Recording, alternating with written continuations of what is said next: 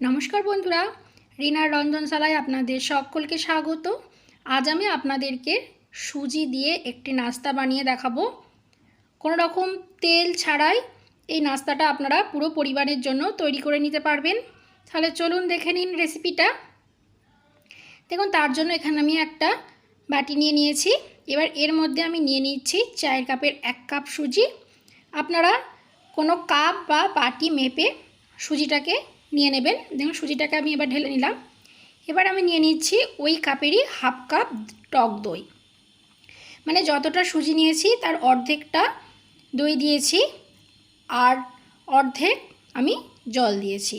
এবার এর মধ্যে দিয়ে দিচ্ছি স্বাদ অনুযায়ী নুন আর দিয়ে দিচ্ছি 1 চামচ চিনি দিয়ে এবার সমস্ত কিছুকে খুব ভালো করে আমি মিশিয়ে নিচ্ছি। দেখুন, সমস্ত কিছুকে খুব ভালো করে মিশিয়ে নিয়েছি।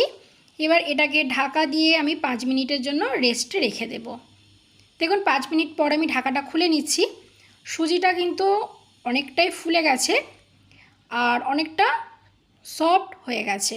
দেখুন, জলটা কিন্তু সবটাই টেনে নিয়েছে। এবার এখানে আমি একটা মিক্সির জার নিয়ে নিয়েছি। এবার ওই সুজিটাকে আমি এর মধ্যে নিয়ে নিলাম। এবার এর মধ্যে দিয়ে দিচ্ছি 4 চামচ মতন জল দিয়ে এর একটা মিহি পেস্ট আমি তৈরি করে নিচ্ছি। দেখুন, মিহি পেস্ট তৈরি করে নেওয়া হয়ে গেছে। এবার এই মিশ্রণটাকে আমি একটা বাটির মধ্যে ঢেলে নিচ্ছি। দেখুন, মিশ্রণটাকে এই বাটির মধ্যে নিয়ে নিলাম। এবার আমি এর মধ্যে দিয়ে দিচ্ছি হাফ চামচ বেকিং পাউডার। আমি এখানে বেকিং পাউডার দিয়েছি, আপনারা চাইলে কিন্তু ইনোও দিতে পারেন, যাতে এর মধ্যে একটা ফ্লাফি ভাব আসে, তার জন্য এটা দিয়ে বেকিং পাউডারটাকে আমি কিন্তু খুব ভালো করে এর সঙ্গে মিশিয়ে নিয়েছি। দেখুন, এটা কিন্তু এখন অনেকটা ফুলে উঠেছে। এবার এটাকে একপাশে রেখে দিচ্ছি। এবার এই ধারে দেখুন, আমি একটা কেক মোল্ড নিয়ে নিয়েছি। আপনারা যে কোনো পাত্র নিতে পারেন, এরকম অ্যালুমিনিয়ামের পাত্রও নিতে পারেন বা স্টিলের পাত্রও নিতে পারেন। এবার এর মধ্যে আমি হাফ চামচ তেল দিয়ে খুব ভালো করে এর চারিধারে আমি ব্রাশ করে দিচ্ছি তেলটাকে। দেখুন, খুব ভালোভাবে তেল ব্রাশ করে দিয়েছি। এবার যে সুজির মিশ্রণটা আমি করে রেখেছিলাম সেটাকে এই পাত্রের মধ্যে আমি ঢেলে দিচ্ছি। ঢেলে দিয়ে এবার এটাকে একটু ঝাঁকিয়ে দিচ্ছি যাতে এর মধ্যে কোনো এয়ার বাবলস না হয়। খুব ভালো করে আমি ট্যাপ ট্যাপ করে দিয়েছি। এবার উপর থেকে সামান্য একটু লঙ্কার গুঁড়ো আমি ছড়িয়ে দিচ্ছি। এটা দেখতে ভালো লাগবে তার জন্য আমি দিচ্ছি। দেখুন, এইভাবে লঙ্কার গুঁড়ো ছড়িয়ে দিয়েছি। আর এধারে একটা কড়াইয়ের মধ্যে আগে থাকতেই জল কিন্তু আমি ফুটতে দিয়ে দিয়েছিলাম। জল খুব ভালোভাবে ফুটে গেছে। ওর মধ্যে একটা স্ট্যান্ড আমি দিয়ে দিলাম।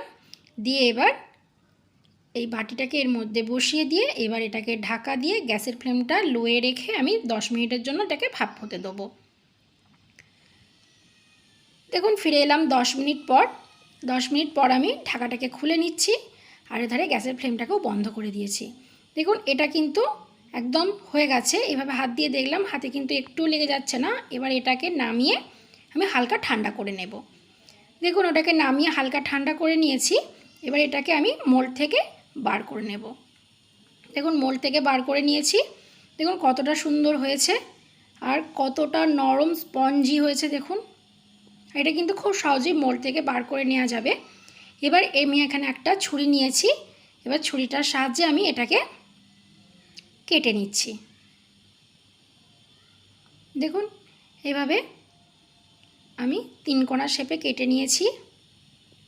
আপনারা চাইলে কিন্তু শুধু এইভাবেও খেতে পারেন। আর এর টেস্ট একটু বাড়ানোর জন্য আমি একটা কড়াইয়ের মধ্যে 1 চামচ মতন বাটার খুব ভালো করে মাখিয়ে নিয়েছি।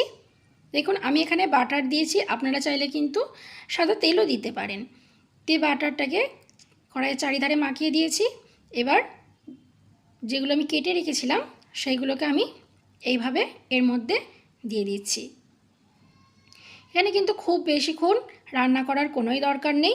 গ্যাসের ফ্লেমটা হাই রেখে একটু 1 মিনিট মতন সময় একটু এধার ওধার উল্টে নিলেই কিন্তু খুব সুন্দর একটা কালার চলে আসবে। দেখুন, 1 মিনিট মতন আমি একটু উল্টে পাল্টে নিয়েছি। এবার এগুলোকে একটা প্লেটের মধ্যে আমি নামিয়ে নিচ্ছি। দেখুন, এগুলোকে আমি একটা প্লেটের মধ্যে নামিয়ে নিয়েছি। এগুলো খেতে কিন্তু ভীষণ ভালো লাগে। আপনারা সস বা যে কোনো চাটনির সঙ্গে পরিবেশন করতে পারেন। বাচ্চাদের টিফিনেও আপনারা এটা দিতে পারেন, ভীষণই হেলদি হয়। তো বন্ধুরা, আমার এই রেসিপিটা কেমন লাগলো কমেন্টে অবশ্যই জানাবেন। ভিডিওটা ভালো লাগলে একটা লাইক করে চ্যানেলটাকে সাবস্ক্রাইব করে দেবেন। ধন্যবাদ।